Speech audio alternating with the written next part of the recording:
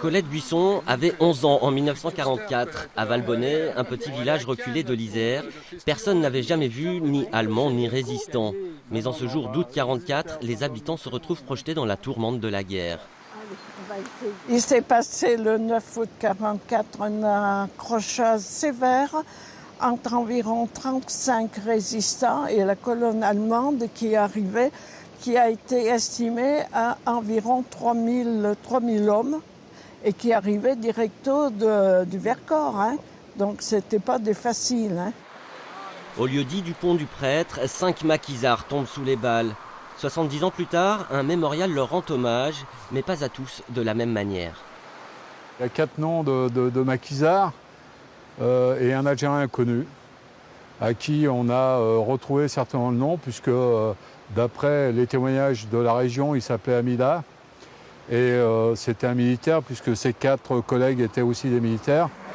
Cet Algérien inconnu, Amida Mahamar, un militaire tireur d'élite engagé dans le maquis de Kor en Isère. Des histoires comme celle-ci, Kamel Mouelef en a retrouvé des centaines. Ayashi Ben Mohamed, donc marocain, Abdenadi Ali. Des combattants aux noms exotiques répertoriés comme maquisards. FTP, armée secrète, les faits d'armes de la main-d'œuvre immigrée sont consignés dans ces fiches établies par la résistance. Des fiches archivées ici au musée de la résistance de Grenoble. Mais une fois l'armistice signé, la France a un peu oublié ses combattants venus d'Afrique du Nord. La France a un rapport compliqué avec ses anciens départements d'Afrique du Nord, du fait de la guerre. Ça n'a pas joué en la faveur des résistants maghrébins qui étaient ici dans la résistance, qui ont été complètement passés sous silence.